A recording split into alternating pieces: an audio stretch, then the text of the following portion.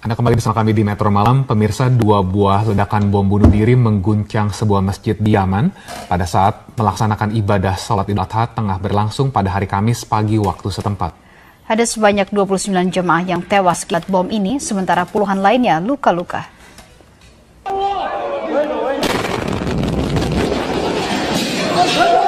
Inilah detik-detik ledakan kedua di Masjid Balili yang terletak di desa Akademi Polisi di kota Sana, Yaman.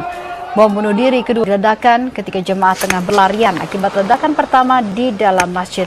Diduga bom menargetkan kelompok Houthi yang menjalankan sholat di masjid tersebut.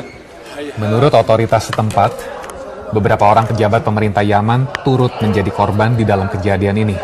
Jumlah korban tewas dilaporkan dapat meningkat karena banyak korban luka berada di dalam kondisi kritis. Dan hingga saat ini masih belum ada pihak yang menyatakan bertanggung jawab atas serangan tersebut.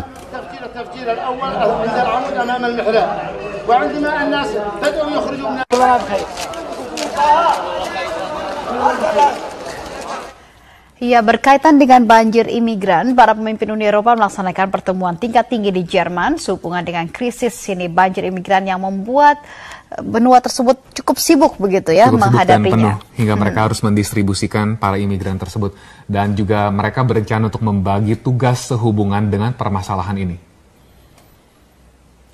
Salah satu pembahasan di dalam pertemuan tingkat tinggi ini menghasilkan keputusan untuk memberikan dana sebesar 1 miliar euro atau sama dengan 1,1 miliar dolar Amerika Serikat kepada sejumlah badan internasional. Hal ini dimaksudkan agar organisasi-organisasi tersebut bisa membantu para pengungsi yang pada saat ini berada di negara mereka. Para pemimpin ini juga setuju untuk membangun hotspot pada akhir November mendatang, di mana para tenaga ahli Uni Eropa bisa secara cepat meregistrasi dan mengidentifikasi para pengungsi. Hotspot ini dimaksudkan untuk melindungi para pengungsi tersebut. Dalam pertemuan ini, Perdana Menteri Jerman Angela Merkel sempat mengutarakan keberatannya terhadap kebijakan sejumlah negara yang membangun pagar pembatas untuk para pengungsi.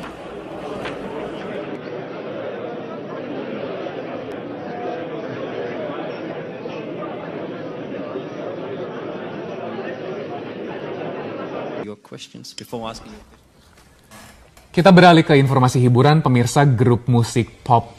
Pemirsa, untuk mengetahui seperti apa sebenarnya 7 Jamarat, tempat dengan jurnalis senior Metro TV Bambang Hamid Sujatmiko yang akan menjelaskan seperti apa kondisi di Mina.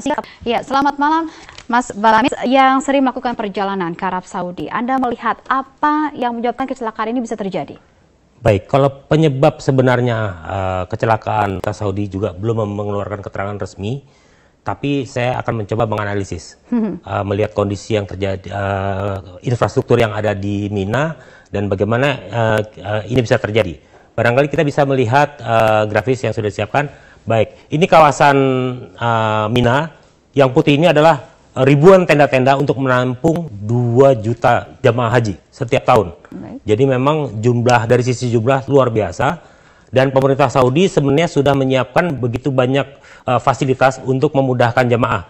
Misalnya jalur-jalur untuk menuju Jamarat, gedung lokasi jumroh itu sudah ada banyak sekali. Kita lihat ini ada lebih dari 6 jalur. Kalau kita lihat itu ada jalur berwarna merah, itu yang namanya Jalan 204, yang menjadi lokasi terjadinya tragedi. Cuman saya sendiri belum tahu jelas di sebelah mana di jalan, karena ini jalan yang sangat panjang dan menuju langsung ke lokasi jumroh. Apakah terjadi di sini atau di dekat gedung jumroh, lokasi jumrohnya. Nah, kalau melihat kejadiannya sekitar jam 7 pagi, saya melihat ada faktor di mana jamaah ingin melontarkan jumroh pada waktu-waktu terbaik. Ya. Waktu terbaik. Jadi yang itu merupakan jam berapa, Mas? Jadi untuk tanggal 10 Zulhijjah yang hari ini, waktu terbaik menurut sunnah Nabi adalah pada waktu duha. Jadi sekitar antara jam 7 sampai jam 12. Ya. Sementara pada hari Tasyrik 11 sampai 13 Zulhijjah itu waktu terbaiknya adalah setelah matahari tergelincir atau waktu duhur. Ya. Karena itulah larangan dari Kementerian Agama itu muncul untuk hari ini jam 8 sampai jam 12, sementara untuk esok jam 12 sampai jam 4 waktu asar lah. Ya. Karena itulah waktu-waktu yang kritis, semua jamaah akan berbondong-bondong menuju lokasi jumroh. Terkait dengan waktu tersebut, Mas Abeng, Mas Bambang, lantas kemudian apa yang membuat kemudian kecelakaan ini terjadi? Terkait dengan waktu-waktu favorit tadi Anda katakan. Baik, fasilitasnya memang sudah banyak, tapi untuk 2 juta orang sekaligus tumplek di satu lokasi itu memang tidak akan mampu menampung. Karena itulah sebenarnya pemerintah Arab Saudi juga sudah memberikan aturan waktu. Jadi setiap muasasah itu sudah memberikan mengatur waktu, kapan waktunya jemaah asal Indonesia dari maktab sekian gitu ya, kan terbagi dalam maktab-maktab itu melontarkan jumroh. Itu waktunya dari pagi sampai tengah malam terus dan tidak pernah berhenti. Nah, tapi sekali lagi ini menyangkut keyakinan. Ada yang tetap ingin melontarkan di waktu-waktu terbaik. Karena itulah walaupun sudah ada himbauan untuk tidak melontarkan jumroh atau larangan untuk tidak melontarkan jumroh pada waktu pagi hari di tanggal 10 Zulhijjah ini, masih ada jemaah kita yang juga tetap datang untuk melontarkan jumroh. Jadi saya melihat ini kan ada jalan. Kalau dilihat seperti tahun 94 lalu yang tragedi terowongan Mina, itu kan kondisinya bagaimana jemaah berdesak-desakan di satu terowongan dan nggak bisa kemana-mana.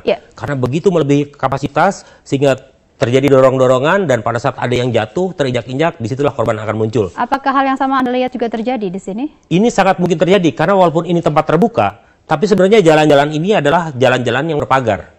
Jadi pagar itu digunakan untuk mencegah jemaah bisa masuk-masuk ke tenda. Jadi tidak mungkin juga jemaah untuk kemudian keluar dari jalur tersebut. Pada saat sudah menumpuk di satu jalur itu dia nggak bisa keluar juga karena dia ke belakang sudah ada jemaah lain, di depan sudah menumpuk. Dan yang saya dengar pagi hari itu penumpukan terjadi justru mendekati lokasi jumroh karena di situ ada pagar gitu ya, dan jemaah sudah menunggu sejak pagi, sejak subuh sudah berbondong-bondong ke lokasi dan terus menumpuk. Baik, jadi pertemuan antara dua arah begitu ya, bertemu di tengah dengan kepadatan yang sama. Bisa jadi pertemuan 2 arah atau satu arah pun bisa kalau memang di depan terjadi pagar, dan pada saat pagar buka terjadi gerakan tiba-tiba, dari situlah bisa terjadi dorong-dorongan, jemaah bisa terjatuh dan injak-injak. Baik, jemaah Indonesia ada di jalur yang mana, Mas Bambang? Nah, tadi sudah dijelaskan juga dari Kementerian Agama bahwa jalur Indonesia yang biasa dilalui karena jemaah kita menginap di Mina Jadid. Lokasinya kira-kira kalau dari biru itu sebelah kanan lagi, itu cukup jauh karena di pinggir Mina,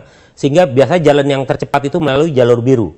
Jadi jalur King Fahd ya? Jalur jalan King Fahd. Namun kemudian kenapa kemudian ada jemaah Indonesia, tadi dikatakan ada 3 warga Indonesia yang meninggal dan kemudian ada 1 korban luka-luka, bisa kemudian di jalur 204? Analisa Anda? Saya pertama mungkin karena ini bukan jalur Indonesia, jumlah korban kalau itu terjadi, jemaah kita tuh jemaah terbesar. Karena kalau terjadi di jalur yang biasa jalur Indonesia, pasti jemaah kita paling banyak. Nah, ini kebetulan jalur merah, di jalur jemaah negara lain, tapi ada jemaah kita. Nah, ini juga bisa banyak apa yang menyebabkan mereka berbelok. Bisa jadi mereka merasa jalur itu sudah terlalu padat, mereka mencari jalur lain.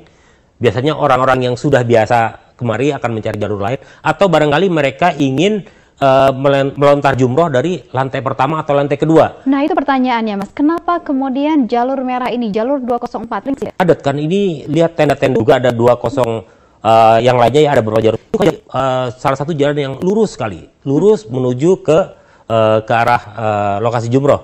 Sama seperti lokasi King Fahd, itu juga jalan yang lurus, cuma di jalur King Fahd ini juga dilalui oleh kendaraan. Jadi dia selalu ambulan King Fahd ini. Sementara jalur 204 khusus untuk orang biasanya. Jadi tidak ada satu pemeriksaan di ujung jalur begitu bahwa Anda jemaah asal Indonesia Anda harus melewati jalur King Fahd seperti itu, tidak boleh melewati jalur 204? Iya, jadi kalau saya lihat memang fokus dari petugas dari pemerintah Arab Saudi adalah menjaga di lokasi seputar gedung. Misalnya pada saat kita masuk ke gedung lokasi jumroh, itu diatur di mana kita harus masuk, di mana